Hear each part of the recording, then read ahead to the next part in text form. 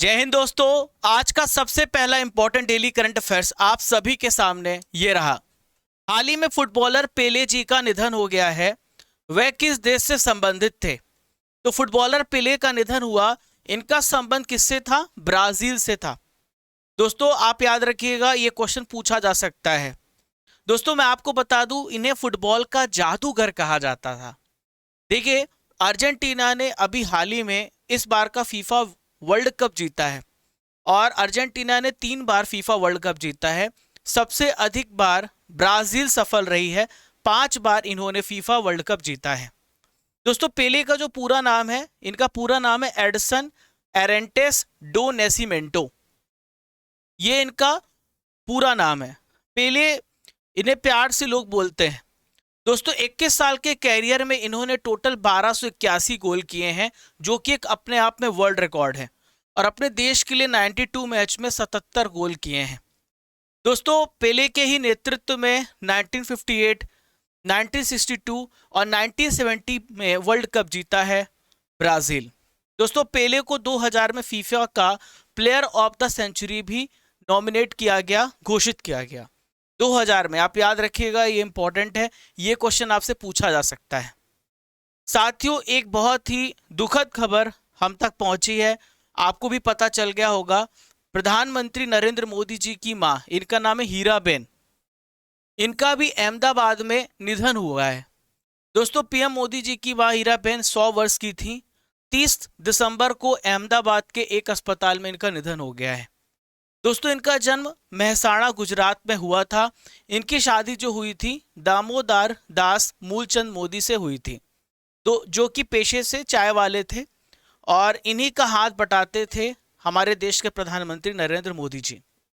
दोस्तों अब परीक्षा संजीवनी में आपको दे दूं, हाल ही में हुए जो निधन है उसे भी यहाँ पर हम डिस्कस करेंगे, ठीक है। तो सबसे पहले बात करेंगे राइट बैक जॉर्ज कोहेन की।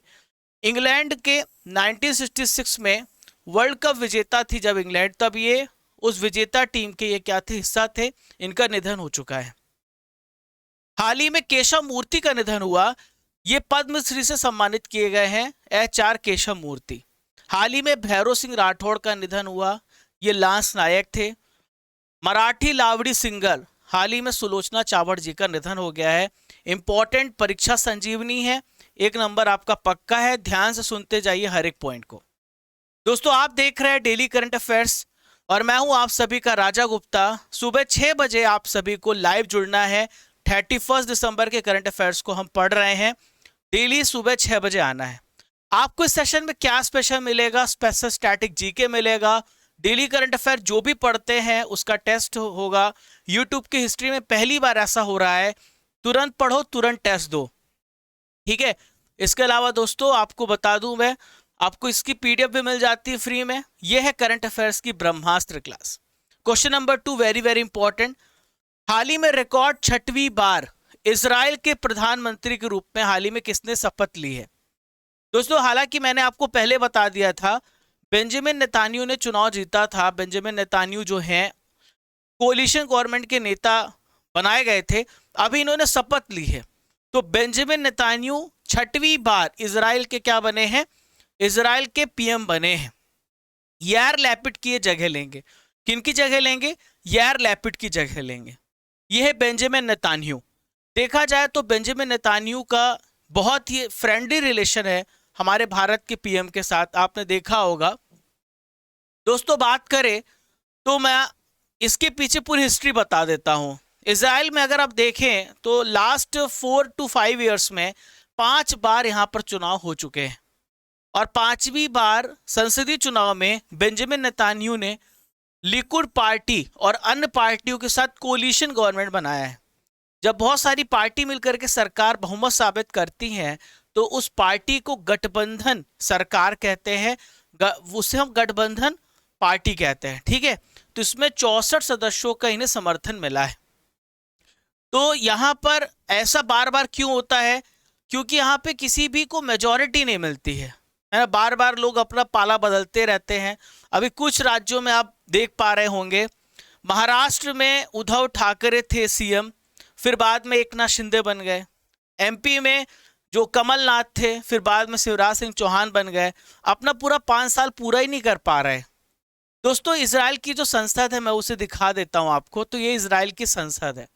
थोड़ा करंट अफेयर्स को और ब्रॉडर एस्पेक्ट में लेके जा रहा हूं ताकि दिमाग में हर पॉइंट आपके छप जाए। ठीक है, ये इजराइल की संसद है, इसका भी दृश्य आपको दिखा देता हूं।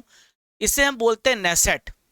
दोस्तों ये केवल एक सदनी सदन है, मतलब इसमें केवल एक हाउस है और इसका कार्यकाल 4 वर्ष का होता है। हमारे यहाँ जो है 2 सदन है, लोकसभा और राज्यसभा। दोस्तों इजराइल की लोकेशन को जरा देखिए। आज दूसरे तरह का भी मैप लिया ताकि आपको दिखे। तो ये है इजिप्ट, इजिप्ट के ऊपर है भूमध्य सागर, इजिप्ट से लगा हुआ इजराइल है, और इधर आप देखिए जॉर्डन है, सीरिया है। तो यहाँ पर आपस में हमेशा लड़ाई चलती रहती है, मैंने आपको बताया है। बड़ा ही विवादित क्षेत्र है इजराइल का। अब बहुत ज़्यादा डिस्कस नहीं करेंगे, नहीं तो फिर अभी डेली करंट अफेयर्स तो पूरा पढ़ना है। तो बात कर इजराइल की, तो ये एकमात्र यहूदी राष्ट्र है। 75% यहाँ पर यहूदी आपको देखने को मिलेंगे। इसकी कैपिटल जेरूसलम है और इसहाक हर्जोग यहाँ के राष्ट्रपति हैं। दोस्तों 30 दिसंबर के करंट अफेयर्स का रिजल्ट आप सभी के सामने है। नेहा शर्मा, पंकज, अमित, प्रियंका और एमडी अरमान खुलारिया, आप लोगों ने अच्छा परफॉर्म किया है। मैंने नोटिस किया है, मैं कह रहा हूं ईमानदारी से टेस्ट दो। ठीक है, वो उन लोगों को समझ में आ गया होगा जो बेईमानी से टेस्ट देते हैं, पर हमें तो पता ही चल जाता है। आप रैंक ला करके क्या करोगे?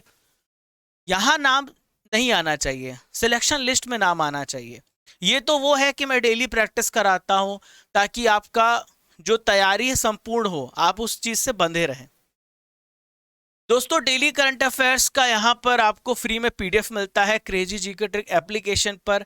चिल्ला चिल्ला के डेली बोलता हूँ तो फ्री है। आप जाओ पीडीएफ वहाँ से डेली करंट अफेयर्स की डाउनलोड करो। जैसे एप्लीकेशन डाउनलोड करोगे तो ये इंटरफेस मिलेगा, इसे खोलना, वीडियो, पीडीएफ, क्विज तीनों फ्री में मिलेगा डेली करंट अफेयर्स का। नेक्स्ट है 400 किलोमीटर रेंज वाली ब्रह्मोस मिसाइल का किस विमान से परीक्षण किया गया? वैसे जो ब्रह्मोस की रेंज होती है वो 250 से 300 किलोमीटर होती है, पर धीरे धीरे इसकी रेंज बढ़ाई जा रही है। ब्रह्मोस की रेंज बढ़ाने का टारगेट 1500 तक भी है। तो ये अभी हमने टेस्ट किया सुखोई विमान से। अब चलो दिखा देते हैं। बहुत देखो, मैं चाहता हूं पढ़ाई इतनी इंटरेस्टिंग बन जाए कि आप मेरा लेक्चर छोड़ के 1 सेकंड आपको ना लगे, एकदम आपको लगे कि बस अब पढ़ना है, अंदर से आपके आए। तो दोस्तों ये है ब्रह्मोस मिसाइल और ये सुखोई, और सुखोई से अभी इसकी परीक्षण किया गया है। दोस्तों 400 किलोमीटर रेंज की जो ब्रह्मोस मिसाइल है, इसके वायु संस्करण का परीक्षण किया गया सुखोई विमान से। और ये परीक्षण कहां पर किया गया? बंगाल की खाड़ी पर। दोस्तों जब ये परीक्षण किया जा रहा था तो वायुसेना, भारतीय नौसेना, डीआरडीओ, एचएएल और ब्रह्मोस एरोस्पेस, इन सब ने मिलकर के इस परीक्षण को सफल बनाने में मदद की है, और ये सब मिलकर के काम करते भारत के डिफेंस के लिए। अब ब्रह्मोस मिसाइल की बात की है तो सारी जानकारी लो आप, ठीक है, ध्यान से सुनना। ब्रह्मोस को रशिया और भारत ने मिलकर के बनाया है। पहली बात, अगर नाम देखो तो ऐसे लिखा ब्रह्मोस।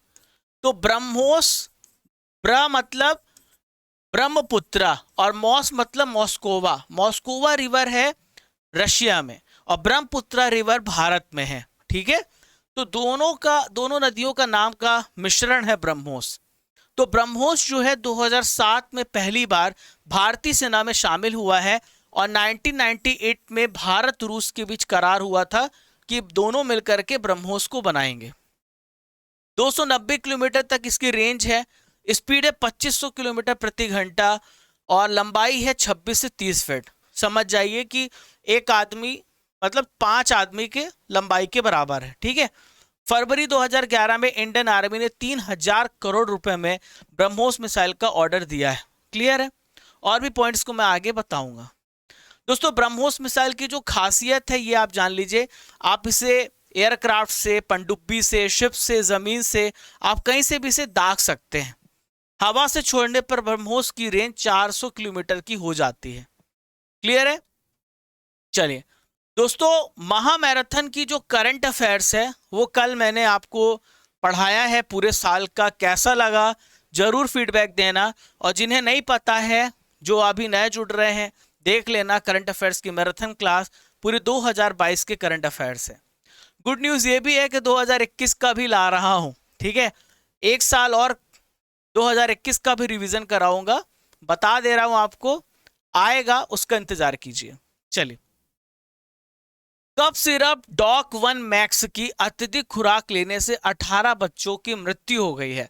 तो दोस्तों, थोड़ा भारत का नाम खराब हुआ है, पर इस पे जांच चल रही है। तो ये कफ सिरप डॉक 1 जो मैक्स है, और इसका अत्यधिक खुराक लिया है, जिसकी वजह से उज्बेकिस्तान में 18 बच्चों की मौत हो गई है। अब क्या है केस, मैं आपको बता देता हूं। पहले तो आप कफ सिरप देख लो, ये है डॉक 1 मैक्स सिरप, इसे भारत बनाता है। अब इसमें ऐसा क्या मिला दिया गया जिसकी वजह से बच्चों की डेथ हो गई, इसका मैंने डिटेल एनालिसिस करंट अफेयर बनाया भी था। मैंने आपको उस समय पढ़ाया था, WHO ने बहुत सारे कफ सिरप को बैन किया था। तो साथियों, उज्बेकिस्तान का जो हेल्थ मिनिस्ट्री है, उसने बताया है कि एक भारतीय फर्म है, इसका नाम है मेरियन बायोटेक, और उसके द्वारा कफ सिरप डॉक 1 मैक्स की अत्यधिक खुराक लेने से 18 बच्चों की मृत्यु हो गई है। दोस्तों, इसमें मिला क्या है मैं आपको बता देता हूं। तो इस कफ सिरप में डाइथिलीन ग्लाइकोल और एथिलीन ग्लाइकोल, ये अस्वीकार्य जो उसका लेवल है वो इसमें पाया गया है। इसके पहले भी दोस्तों, गाम्बिया में भी भारत में जो निर्मित है कफ सिरप, इसमें डाइथिलीन ग्लाइकोल, एथिलीन ग्लाइकोल, जो उसका एक लेवल होना चाहिए उससे ज्यादा का इसमें लेवल पाया गया है। एथिलीन ग्लाइकोल की बात करें तो कफ सिरप में ये मौजूद होता है, ठीक है, लेकिन इसकी उपस्थिति नहीं होनी चाहिए। ये केवल कफ सिरप को मीठा करने के लिए डाला जाता है, ताकि बच्चे आसानी से पी लें, है ना। डॉक्टर गोलियां देते हैं तो बच्चे नहीं खाते हैं, तो कफ सिरप वो दिया जाता है, उसको मीठा करता है कि उनकी सेल बढ़े। और सेल बढ़ रही, देख रहे हो, बच्चों की डेथ हो रही है, बिल्कुल गलत है। तो ये रंगहीन होता, चिपचिपा तरल पदार्थ होता है, जिसकी वजह से केवल मिठास आती है। तो साथियों, उज्बेकिस्तान कहाँ पर है ये भी मैं आपको दिखा दूं। तो ये लोकेशन उज्बेकिस्तान की, इसके ऊपर अरल सी है, कजाकिस्तान है यहाँ पर, फिर ये किर्गिस्तान, इसी से तजाकिस्तान लगा, अफगानिस्तान लगा, तुर्कमेनिस्तान लगा हुआ है। तो पूरी लोकेशन ही मैंने बता दी। उज्बेकिस्तान में SCO का 2022 की बैठक हुई है। इसकी कैपिटल ताशकंद है और प्रेसिडेंट है शावकात मिर्जियोयेव, और अब्दुल्ला अरीपोव यहाँ के प्राइम मिनिस्टर हैं। करेंसी है उज़्बेक सोम। आगे बढ़ूं मैं, चलो। ICC T20 के सर्वश्रेष्ठ खिलाड़ी के रूप में भारत की तरफ से किसे नॉमिनेट किया गया है? तो ICC T20 के सर्वश्रेष्ठ खिलाड़ी के रूप में सूर्य कुमार यादव, स्काई को भारत की तरफ से नॉमिनेट किया गया है, और ये T20 रैंकिंग में सबसे पहले नंबर पे है। दोस्तों, मैं आपको बता दूं, सूर्य कुमार यादव को अभी अर्बन गबरू का ब्रांड एम्बेसडर बनाया गया, जो कि ग्रूमिंग ब्रांड है। दोस्तों, इसके अलावा बात करें तो भारत की ओर से महिला कैटेगरी में स्मृति मंधाना, पाकिस्तान की ऑलराउंडर प्लेयर निदा डार, न्यूजीलैंड की ऑलराउंडर सोफी डिवाइन, इनको भी नॉमिनेट किया, भी विनर्स घोषित नहीं किए हैं। और पुरुषों की श्रेणी में सूर्य कुमार यादव और भी लोग हैं, आप यहां पर देख सकते हैं। और अभी मैंने कल के करंट अफेयर्स में बताया था, अर्शदीप सिंह भारत की तरफ से emerging player of the year के लिए नॉमिनेट किए गए। यशितिका भाटिका, रेणुका सिंह फीमेल कैटेगरी में। क्लियर? चलिए दोस्तों, आज की नॉलेज की फैक्ट्री में खेल संस्थाओं के अध्यक्ष के बारे में जानेंगे। तो ICC के दोबारा अध्यक्ष बनाए गए ग्रेग बार्कले। BCCI के 36वें अध्यक्ष बने हैं रोजर बिन्नी, जो कि एंग्लो इंडियन है। 1983 के वर्ल्ड कप में मेंबर रह चुके हैं, ऑलराउंडर प्लेयर है। अंतरराष्ट्रीय हॉकी महासंघ के हाल ही में अध्यक्ष बनाए गए मोहम्मद तैयब इकराम। हॉकी इंडिया के अध्यक्ष बनाए गए हैं दिलीप टर्की, जो कि पहले भारतीय कप्तान भी थे हॉकी के। फीफा के अध्यक्ष दोबारा से बनाए गए गियानी इन्फेंटिनो। अखिल भारतीय फुटबॉल महासंघ के नए अध्यक्ष हाल ही में बने Kalyan Chaubey. IOC International Olympic Committee की इंटरनेशनल इंडियन ओलंपिक, तो इंडियन ओलंपिक जो भारतीय ओलंपिक संघ है उसके अध्यक्ष बने PT उषा। राष्ट्रीय क्रिकेट अकादमी के अध्यक्ष VVS Laxman. Athletics federation of India के अध्यक्ष हैं एडले सुमरीवाला। क्लियर? यहां से आपका 1 नंबर तो पक्का है। अभी मैं और डीप जाऊंगा, जैसे जैसे दिन बीतेगा, नया साल, नया कमिटमेंट, नई मेहनत, नया जोश। सेना का इंजीनियर इन चीफ किसे नियुक्त किया गया है? तो दोस्तों सेना का नया इंजीनियर इन चीफ बनाया गया अरविंद वालिया। क्या? अरविंद वालिया जी को बनाया गया है। तो ये है अरविंद वालिया जी, इन्हें भारतीय सेना का अगला इंजीनियर इन चीफ नियुक्त किया गया है।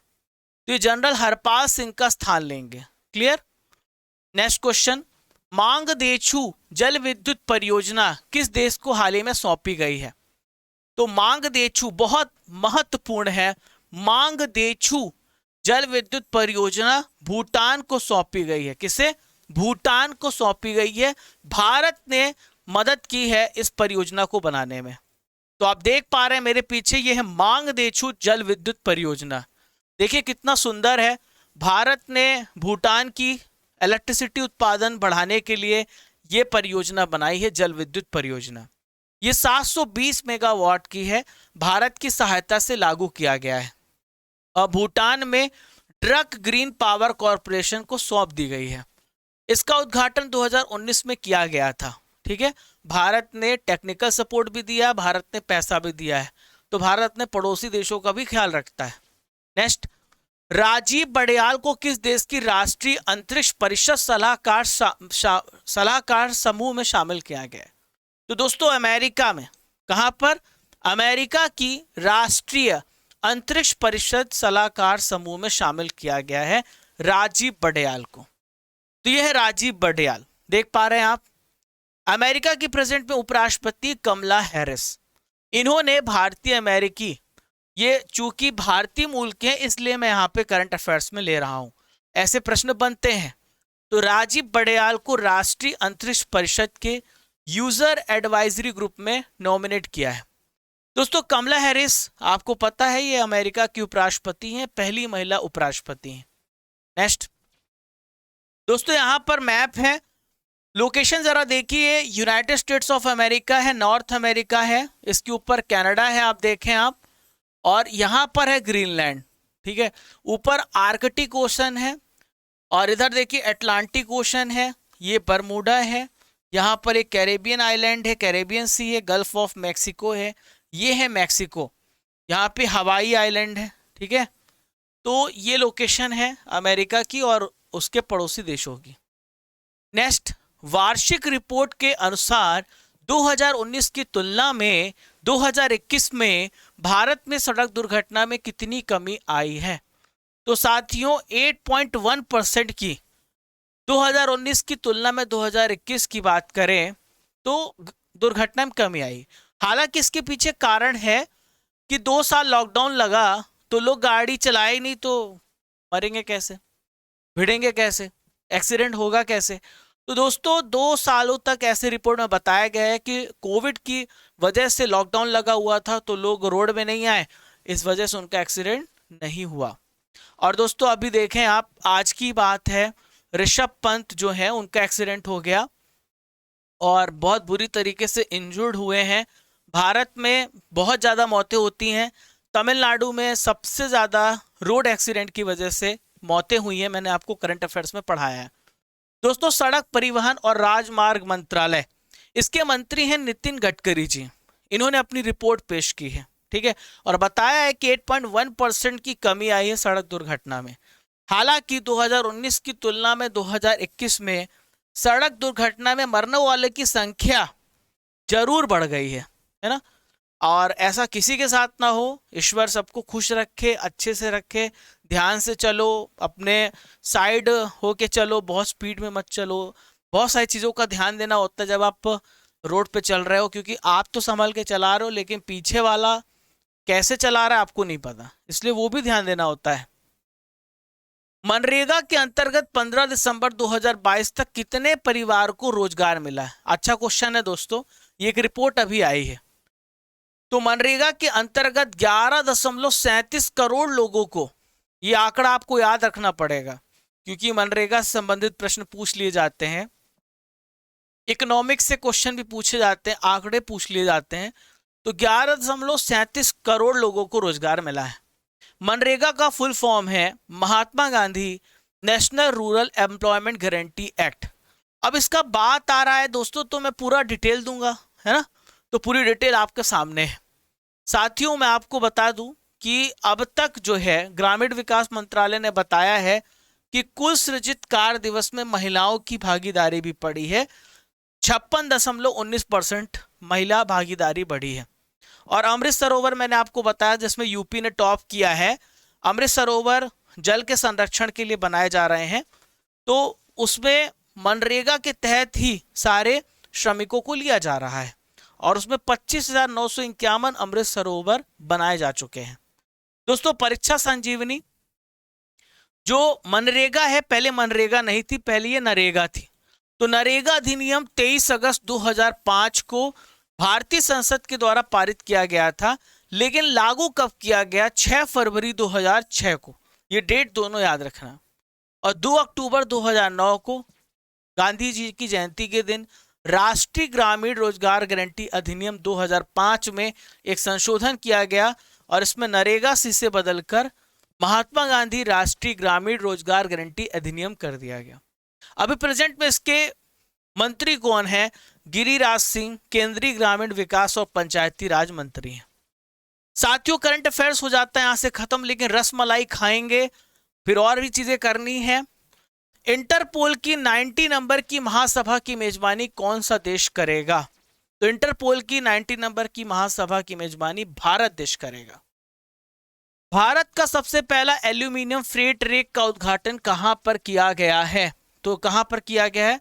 भुवनेश्वर रेलवे स्टेशन पर। गरीबी उन्मूलन के लिए कौन सा दिवस मनाया जाता है? तो अंतरराष्ट्रीय दिवस मनाया जाता है गरीबी को कम करने के लिए 17 अक्टूबर। आप अपना आंसर कमेंट बॉक्स पे मत रोकना, ज्यादा से ज्यादा लोगों को शेयर करना, सभी साथियों को जोड़ना, अपने सारे ग्रुप को मजबूत करो, अपने पर्यावरण को मजबूत करोगे तो खुद मजबूत हो जाओगे। पब्लिक अफेयर्स इंडेक्स में कौन सा राज्य सबसे ऊपर है? यह है हरियाणा। वर्ल्ड ग्रीन सिटी पुरस्कार में कौन सा भारतीय शहर पहले स्थान पर है? बेंगलोर, चेन्नई, कोलकाता, हैदराबाद। तो ये शहर है हैदराबाद। क्या नाम है इसका? हैदराबाद। दोस्तों 10 प्रश्नों का टेस्ट होगा, क्या आप सभी तैयार हैं? तो ये रहे आप सभी के सामने प्रश्न। फुटबॉलर पेले का संबंध किस देश से है? तो पेले का संबंध किस देश से? ब्राजील। सुलोचना चावड़ का संबंध किससे है? तो ये लावड़ी सिंगर थी। नेसेट किस देश की संसद का नाम है? Peru, Israel, Lebanon, Brazil. ये इजराइल की संसद है। ब्रह्मोस मिसाइल भारत और किस देश ने मिलकर के बनाई है? तो ब्रह्मोस मिसाइल को भारत और रूस ने मिलकर बनाया है। सितंबर 2022 में एससीओ का शिखर सम्मेलन कहां पर हुआ है? तो उज्बेकिस्तान में हुआ है। अगले साल भारत पे होगा एससीओ का सम्मेलन। अंतरराष्ट्रीय क्रिकेट परिषद का हेडक्वार्टर किस देश में? यह है सऊदी अरब, दुबई। ठीक है, नेक्स्ट है बीसीसीआई के प्रेजेंट में अध्यक्ष कौन है? ठीक है, ये यूएई होगा, तो मैंने सऊदी अरब बोल दिया। बीसीसीआई के प्रेजेंट में अध्यक्ष कौन है? तो बीसीसीआई के अध्यक्ष कौन है प्रेजेंट में? रॉजर बिन्नी। मांगदेछू जल विद्युत परियोजना का उद्घाटन कब हुआ था? तो किस वर्ष हुआ था? 2019 में। किस टीम ने सबसे अधिक फीफा वर्ल्ड कप को जीता है? तो सबसे अधिक फीफा वर्ल्ड कप को जीता ब्राजील ने। किस वर्ष पेले को फीफा के प्लेयर ऑफ द सेंचुरी का नॉमिनेट किया गया, घोषित किया गया? 2000 में। दोस्तों 10 प्रश्नों का टेस्ट अभी और है, कल के प्रश्नों का टेस्ट होगा आप सभी का, तैयार हो जाइए। अंतरिम केंद्रीय सतर्कता आयुक्त किसे नियुक्त किया गया? तो यह प्रवीण कुमार श्रीवास्तव। ट्रिक याद आ रही है? ब्रेन नीटिंग अमीबा से किस देश में पहली मौत हुई है? तो साउथ कोरिया में पहली मौत हुई है। प्रति कृषि परिवार औसत मासिक आय में कौन सा राज्य पहले स्थान पर है? तो यह है मेघालय राज्य। भारतीय सेना ने किस शहर में पहली 2 मंजिला 3D प्रिंटेड आवासीय इकाई का उद्घाटन किया है? अहमदाबाद में। भारत किस वर्ष की ओलंपिक खेलों की मेजबानी की दावेदारी करेगा? 2036 की। बांग्लादेश की पीएम शेख हसीना ने किस शहर में पहली बार मेट्रो रेल का उद्घाटन किया है? तो कहां पर? ढाका में। विश्व स्तरीय कयाकिंग कैनोइंग अकादमी की स्थापना किस राज्य में की जाएगी? तो उत्तराखंड राज्य में। ऑनलाइन रिक्वेस्ट ट्रांसफर पोर्टल किस विभाग के द्वारा शुरू किया गया? साथियों, डाक विभाग के द्वारा। पहला गौरी अम्मा पुरस्कार किसे प्राप्त हुआ? ट्रिक याद आई? अम्मा जी को एलईडी पसंद नहीं है। Forks in the road, my days at RBI and beyond, इस पुस्तक के लेखक कौन है? सी रंगराजन है। ठीक है, आज का सवाल आप सभी के लिए, फुटबॉलर पेले का निधन हुआ, ये किस देश से संबंधित थे? आपको कमेंट बॉक्स पर इसका उत्तर देना है।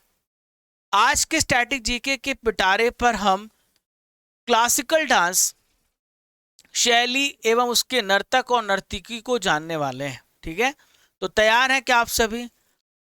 डिस्क्लेमर दे देता हूं, देखो मुझे पढ़ाना भी है और तुरंत ट्रिक भी बनाना, सोचना भी है, तो मेरे पास समय कम होता है। मैं कोशिश करता हूं जल्द से जल्द कुछ रिलेट करके बता दूं, तो इसलिए प्लीज हंसना मत और कोशिश करना कि समझने की कोशिश करना, आप भी अपने एंगल से ट्रिक बना लेना।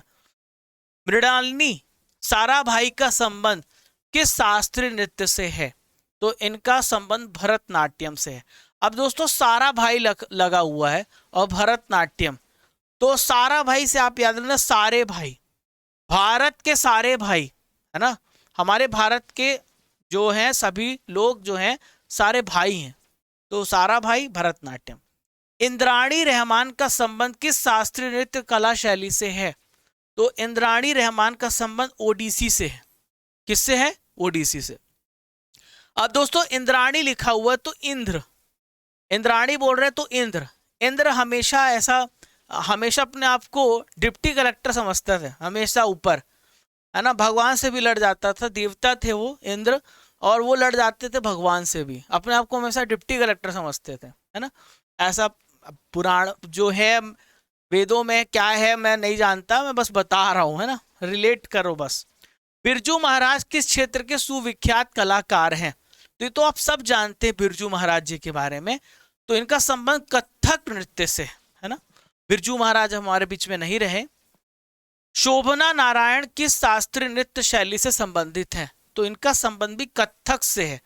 तो कथक, कथक जो है यूपी का क्लासिकल शास्त्रीय नृत्य है। रागिनी देवी किस शास्त्रीय नृत्य शैली से संबंधित है? तो रागिनी देवी का संबंध है मोहिनी अट्टम से। यहां पे लिखा देवी, जब आप देवी की मूर्ति देखते हो तो कितनी सुंदर लगती हैं वो, कितनी सुंदर लगती है, कितना आकर्षित करती है, हमारे मन को मोह लेती हैं। आपने देखा होगा जब दुर्गा माता, यानी जब हमारे यहाँ 9 दिन जो चलता है कार्यक्रम, तो देवी जी की पूजा की जाती है, ऐसे रिलेट करें आप। पद्मा सुब्रमण्यम किस शास्त्रीय नृत्य शैली से संबंधित है? तो पद्मा सुब्रमण्यम का संबंध भरतनाट्यम से। तो देखिए पद्मा जो है, पद्मा गंगा का दूसरा नाम है, ठीक है, और गंगा पूरे भारत में बहती है। नेक्स्ट है यामिनी कृष्णमूर्ति किस शास्त्रीय नृत्य की ख्याति प्राप्त नृत्यांगना है? तो ये भरतनाट्यम और कुचिपुड़ी दोनों की। नेक्स्ट, दमयंती जोशी किस शास्त्रीय नृत्य से संबंधित है? तो दमयंती जोशी का संबंध कथक से है। अब देखिए दमयंती तो कथक, तो जो पान में पड़ता है वो कत्था होता है ना, ज्यादा खा लो तो ऐसा लगता है दम घुट जाएगा, होता है ना, तो आप ऐसे याद रखिए। झवेरी बहनें दर्शाना, नैना, रंजना एवं सुवर्णा, इनका संबंध किससे है? तो इनका संबंध मणिपुरी से है, ठीक है, इन चारों बहनों का। रुक्मणी देवी, अरुण डेल, इनका संबंध किस विद्या से है? तो इनका संबंध है शास्त्रीय नृत्य से। भारती शिवाजी किस शैली के नृत्य के लिए प्रसिद्ध हैं? तो भारती शिवाजी जो है मोहिनी अट्टम। अब आप कैसे याद रखेंगे? देखिए एक कॉमेडियन है भारती, है ना, तो कॉमेडियन है, वो बहुत अच्छी कॉमेडी करती हैं, तो ऐसा वो भी अपने तरफ आकर्षित करती हैं, ठीक है। निम्नलिखित में कौन कथक नृत्य का उत्कृष्ट नर्तक है? तो कथक का तो बिरजू महाराज ही हैं। इनमें से कौन कथक नृत्य शैली से संबंधित है? तो कथक नृत्य शैली से संबंधित है गोपी कृष्ण। अब यूपी में हो रहा है तो मथुरा, ये सब आप याद रखना, वहां पे आपको कृष्ण ही मिलेंगे। कथकली के मुख्य प्रेरणा केंद्र क्या है? राजा रवि वर्मा, वी चिन्ना सत्यम, तो ये है महाकवि वल्लतोल, महाकवि वल्लतोल, ठीक है। कथकली केरल और कथक आप याद रखना यूपी। और भी कराऊंगा क्वेश्चन, तो धीरे धीरे सब क्लियर हो जाएगा। बार बार अभी रिवाइज भी होगा 1-2 महीने बाद, तो आपको सब याद हो जाएगा, क्योंकि पूरे साल तो पढ़ना मेरे साथ। तो ये है करंट अफेयर्स के साथ स्टैटिक जीके का तड़का, ताकि आपकी तैयारी बहुत मजबूत हो जाए। दोस्तों टेलीग्राम पर ज्वाइन हो जाना आप, वहां पे इंपॉर्टेंट अपडेट्स पीडीएफ मिल रही होंगी। आप हमें फॉलो कर सकते हो इंस्टाग्राम, फेसबुक, टेलीग्राम, यूट्यूब पर। सब्सक्राइब करना मत भूलना दोस्तों, घंटी वाला बटन दबा देना। और दोस्तों वाकई मेहनत आपको लगती है क्रेजी जी के ट्रिक, और आपके राजा सर मेहनत करते हैं, तो जरूर आप शेयर करिए अपने दोस्तों को। दोस्तों बाय बाय 2022। आज हमारे 31 दिसंबर का आखिरी लेक्चर है 2022। 2 मिनट आपसे बात करना चाहूंगा। साथियों ये साल बीत गया और 1 जनवरी 2023 से नया साल होगा अगले दिन से। तो आप मुझे बताइए कि ये क्रेजी जी का ट्रिक ने आपको क्या दिया, जरूर कमेंट बॉक्स में लिखिएगा। आपका मेरे साथ क्या जुड़ाव था, आपको क्या फील हुआ। कोई भी चिकनी चुपड़ी बातें नहीं करनी है। मेरी वजह से, क्रेजी जी के ट्रिक की वजह से आपकी लाइफ में क्या परिवर्तन आया और आपके क्या गोल्स हैं, आप मुझ तक जरूर पहुंचाइए। केवल पढ़ाई से बस हम नहीं जुड़े रहेंगे, हम आपके लाइफ तक जुड़ना चाहते हैं। हम चाहते हैं कि आप हमारे जो भाई बहन हैं, हमारा जो आपका रिश्ता है गुरु शिष्य का, वो जिंदगी भर और जीवन पर्यंत बना रहे। ठीक है, और उसके लिए ज़रूरी है कि केवल शिक्षा के क्षेत्र में ही नहीं, जिंदगी के बहुत सारे ऐसे पहलू होते हैं जहाँ पर व्यक्ति मिस करता अपने आप को, अकेला पाता है। तो मैं कोशिश करूँगा आपका शिक्षक होने के नाते आपके साथ, आपका एक पथ दर्शक और एक मार्गदर्शक के रूप में आपके साथ हमेशा ज़िंदगी भर खड़ा रहूं। जब तक तोड़ेंगे नहीं तब तक छोड़ेंगे नहीं। कुछ बड़े लक्ष्य मेरे हैं, क्रेजी जी के ट्रिक के हैं, और बहुत बड़े लक्ष्य आपके हैं। आइए मिलते हैं, हम अपने सारे सपनों को पूरा करते हैं। हम आपके बिना कुछ नहीं और आप हमारे बिना कुछ नहीं। जय हिंद, जय भारत। खुश रहिए, मुस्कुराते रहिए। जब तक तोड़ेंगे नहीं तब तक छोड़ेंगे नहीं। इजाज़त दीजिए, कल फिर मिलूंगा इसी जोश इसी ऊर्जा के साथ।